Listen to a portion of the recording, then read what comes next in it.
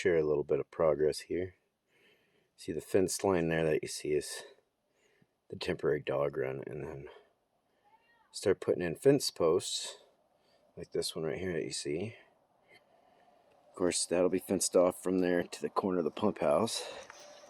And then coming around the pump house, so from this corner of it, hard to tell, we're gonna run a fence to this post.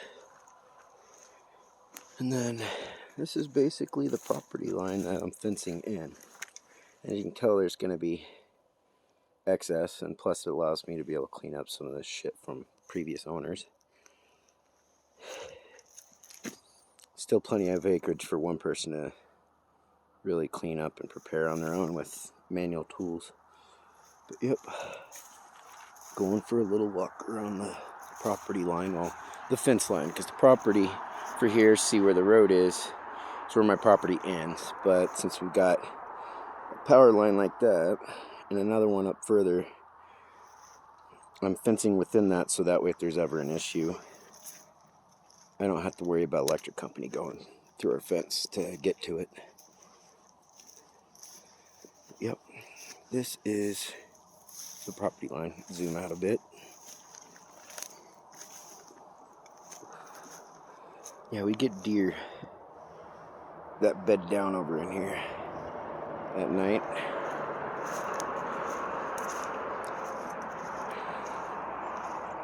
But every one of these posts I've had to put in by hand. I think I've got 35 in right now. Oh, I lied. 34. Looks like I have one more to put in place. Thought I was done for the day, but I'll just finish this tomorrow. But put this one in tomorrow. It's getting late. But, yep, we're still walking the property line. Remove a freaking rock. Yeah, this is even part of my property right here. It's just during the summer it gets so full of manzanita and stuff in there. Like the bushes you see, they get pretty full. Plus, I don't really want to try and drag fence line through that. I've already got 100 or so feet to do that, and I've got to cut away the manzanita, so I'm trying to avoid cutting as much of the trees or plants around here, because I kind of like living on a mountain with plenty of trees. See, and this is the back of my property. Goes over there, and of course corners around down the road. And yeah, I had to weave it between these trees a little bit. But the way I've got my fence put, so like, see how this tree is, I could have went inside more. But if there's ever wind blowing, that's gonna most likely blow in the direction it's leaning, or fall. That's the same with, that's also part of the reason why I didn't go around these two trees, because they both have a lean to them, and if they were to fall, they would go in the direction of the fence if I went that way. So, yep, this is my back fence line. All this is getting fenced in, and I'll start growing foods and stuff up here soon. I already got plenty of plants. I've got about 350 plants started, from beans to tomatoes and all that stuff. That's what I use to put the fence in, to hammer these posts. I can tell you right now, my elbow has already been going through some shit, and man, this isn't helping. I'm not counting my spine, but doing what we gotta do. I should say doing what I gotta do to make sure that our property gets fenced in, right? Or at least efficiently. But as of today, this is the last one that I put in, but I still gotta keep going. And I gotta clear out this BS before I start putting the fence in. And I gotta cut at least the bottom portion of this. I'm gonna be using this to put some inoculated mushroom plugs into to grow mushrooms out here. But yeah, I gotta clear out a lot of this stuff just to get the fence through. That's probably the branches and shit, obviously, from that tree. But then coming back through, because I'm gonna run the fence line right through here. And careful where I walk, because it's getting to be about morel season here, so keeping my eye out on those too. But then I'm gonna show you what I've got to go through here. This is where I really wish I had a much small tractor, because it would help on pulling the fence line or the fencing. But it's hard to tell because of all the stuff in the way. So like this bush right in front of me, so right about here. Otherwise I can go just to the other side of this, but even then I'll have to run the fence. If I go through this side, I'd have to run it through here, remove that rock, and then I'll have to start cutting a lot of this stuff out. I mean, some of this I could probably just push over, but then this is where it becomes an issue. This is a large wood pile left over from previous owners. Pieces of tree and pieces of an old cabin that was here. So yeah, that's where I gotta try and figure out my fence line, which is probably gonna get stuck having to go right through these manzanitas right here, just so I can skirt around this pile. This is still on my property. I mean, if I go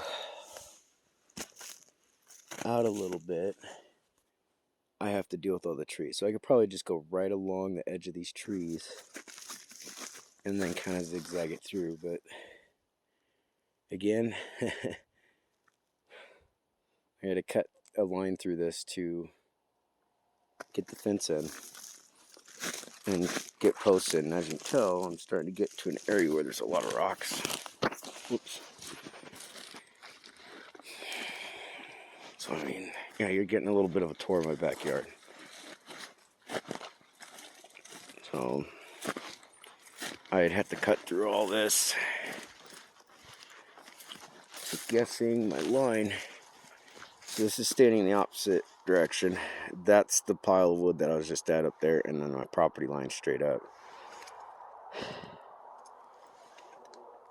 Yeah, I could probably go right to the outside, right along this here, and come back, and then I can just go right between these trees here, because once we get through there, let's see here, this is right on my property line. But I'm gonna step out so I can give a better shot. But I have to get the fence from where we just came from all the way down to that building, and I gotta try and cut a line through this.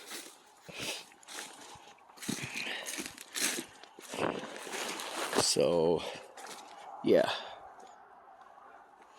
if I go right next to this tree and come right through here, I'll be able to put the fence in. I can't say with relative ease, but a lot easier than if I went over that way about 10 feet. Because I gotta bring it all the way down here.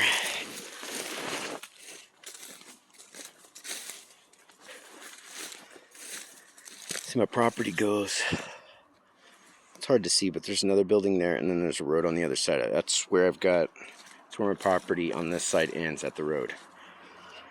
But then the fence line will come here and probably go right up to the back of the shop. So I mean, I don't want want to say it's about 3/4 or a little over a half an acre just in this side of the property that I'm fencing in. There's a little over an acre here, so, and what I'm doing is I'm leaving about a, give or take about a 15-20 foot cushion space between where my fence goes in and my actual property line.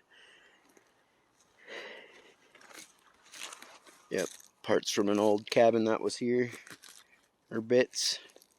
That's why I think what they consider the original owner, his name was Albert Languira, or I can't even pronounce the name, it's an Italian name. Old World War II Army veteran. And I think what he did is he bought this property and he basically took, there might have been a cabin here, and it seems like what he did is he just took it apart or added to it, but either way he rebuilt it and put in the house. Because you can still find bits of the old cabin that was here on the property still here on the property. Escargot for some people, mountain snails for others. But yep, that's the tour of the property and our property line. And hope you enjoyed that little adventure. We've got 350 plants started in the seed starters. Doing awesome. We just gotta transplant them into slightly bigger receptacles because the weather is still a little too cold to be planting in the ground at the moment. But since our grow window is shorter, we have to start them earlier. And yeah, so we're making some progress here. You know, while some people are going, use your stimmy to buy certain things to protect your home, but there's no need to buy certain things to protect your home if you've already got them. What we didn't have really was a proper fence, at least for out here, and it's mainly to help keep the deer out. And even though they can jump it, it still works as a filter. It's the same thing with the fact that we've got coyotes, wolves, black bear, cougar, bobcat, and all that out here. So I mean, it's not going to stop them. They'll come through or go over if they want, but it'll definitely filter them out from coming into the property so much. Especially when we're here this weekend, we'll have about 15 to 20 Brahman chickens here, white Brahman chickens. They're the ones with the feathery feet. I call them hobbit feet because they got the feathers on them. But and then we're also going to have several of our rabbits from that we had to leave up at the family's farm brought down too. So we got that going. We'll still have another roughly 17 to 20 rabbits that we gotta bring down here. You know, that'll be another trip. But we don't eat them. We breed them and sell them, and we don't want to know what the person does with them because they are meat rabbits. So yeah, some people think that's kind of cruel, but you know, places like this, well, some people have got to eat, let's just put it that way, and others have got to make a living.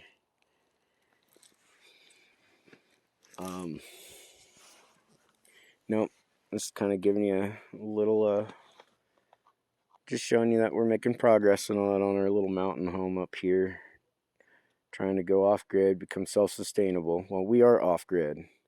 We went grid tied specifically for use of winter until we can produce sufficient amount of power to actually provide heat to the house. That way we're not relying strictly on wood.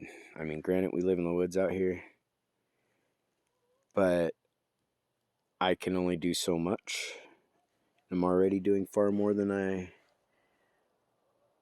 well, can, but I also don't know my own boundaries half the time. Well, I do, but I just don't give a shit. I push them. So I hope you guys enjoyed the little tour. I will keep posting up our progress and sharing how we do. Hopefully at some point, like where this tree's at, because one of the plans I have, as a quick, throw out there, I'd like to turn this into a pond. A deep enough pond to put fish in. I mean, right now it's hard to tell, but it's about 3 feet deep on that side, right over in here.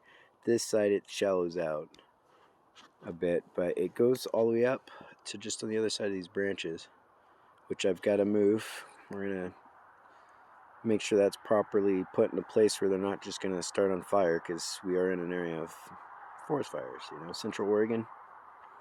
You guys know what happened here. What was it, last year, year before? All the shit fires that we deal with down here.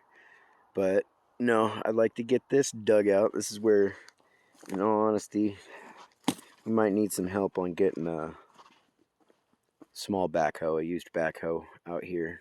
Like one of the little bobcats, so we can get this dug out right, because I'd like to get it dug deep enough so it doesn't freeze completely during the winter, and we can put fish in here. That way I can come out and fish in the yard. But just like a lot of natives will tell you, fish is really good fertilizer too. So, between the chickens, fish, and rabbit poop, our plants are going to be doing awesome. Next to the fact that we're in actually a pretty high mineralized area, considering there's a volcano not too far from here, non-active. But anyways, I hope you guys enjoyed, and I'll keep you posted. Like and share if you enjoyed this, and subscribe. I'm not a seasoned filmmaker. This is just me at home.